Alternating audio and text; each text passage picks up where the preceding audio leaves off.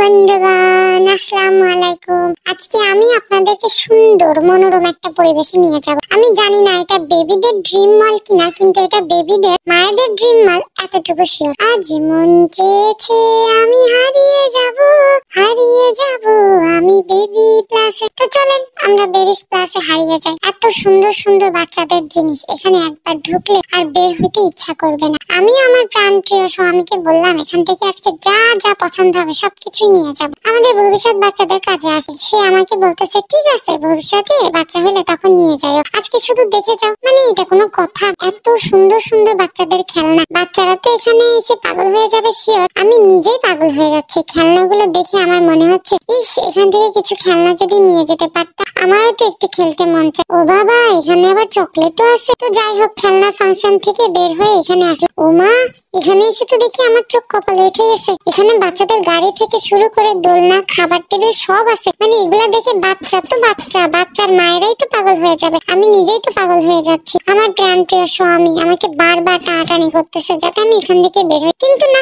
আমি তো বের হব না। আমি বারবার বললাম কি পুতুল টেবিলটা কিনে দাও, এখন আমি খাবো, পরে আমার ভবিষ্যৎ বাচ্চা খাবে। কিন্তু দাম দেখে তার অবস্থা কাহিল। সে আমাকে বলতেছে বাচ্চাকে এখানে বসেই খাওয়াইতে হবে, এমন তো কোনো কথা না, ছাদ আছে, ছাদে দৌড়ায় দৌড়ায় বাচ্চা খাওয়াবা। মানে এই ব্যাটারি নিয়ে আমার কোথাও যাইতে মন চায় না। টানতে টানতে এখান থেকে আমাকে বের করে নিয়ে গেল। ওমা, এ কি, এ কোথায় এসে পড়লাম আমি? এ তো ছোটখাটো একটা পুতুলের রাজ্যে এসে পড়লাম। বারবার আমার স্বামীকে বললাম আজকে প্লিজ একটা পুতুল কিনে দাও প্লিজ, আমি আর জীবনে কিছু চাবো না। সে আমাকে বললো ঠিক আছে চলো উপর থেকে ঘুরে আসি, দেখি উপরে কি আছে, তারপরে যাওয়ার সময় কিনে নিয়ে যাবানি। আমিও খুশিতে আত্মহারা হয়ে গেছি, বা আমার স্বামী এত ভালো। যাই হোক, খুশি মনে উপরে উঠলাম। বাবা, উপরে বাচ্চাদের জামা জুতো থেকে শুরু করে প্লেট মগ মানে সবকিছু আছে।